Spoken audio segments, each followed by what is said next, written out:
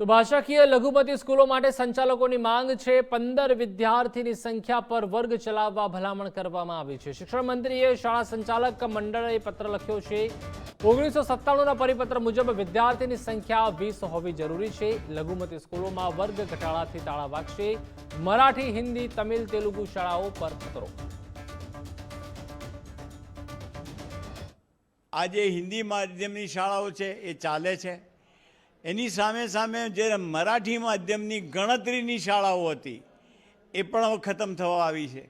ત્યારે એ લોકોની જે વેદના છે એ વેદના અને રજૂઆતને ગુજરાત રાજ્ય શાળા સંચાલક મહામંડળે માન્ય શિક્ષણ મંત્રીને જણાવી છે કે ભાઈ રાજ્ય સરકારનો 31/5/97નો પરિપત્ર છે, ઠરાવ છે કે રાજ્યમાં જે ગ્રાન્ટેડ શૈક્ષણિક સંસ્થાઓ છે તેમાં વિદ્યાર્થી સંખ્યા સામાન્ય શાળાઓ કરતાં ઓછી રાખવી જોઈએ અને એટલા માટે જ અગાઉ એવી જોગવાઈ હતી કે 5 વર્ષ માટે ફક્ત 15 વિદ્યાર્થી હોય તો પણ એને માન્ય રાખવામાં આવતા હતા અને હવે એ શાળાઓને આ જે નિયમ સામાન્ય શાળાનો નિયમ લાગુ પાડવામાં આવ્યો છે એટલે એ ન લાગુ પાડવો જોઈએ।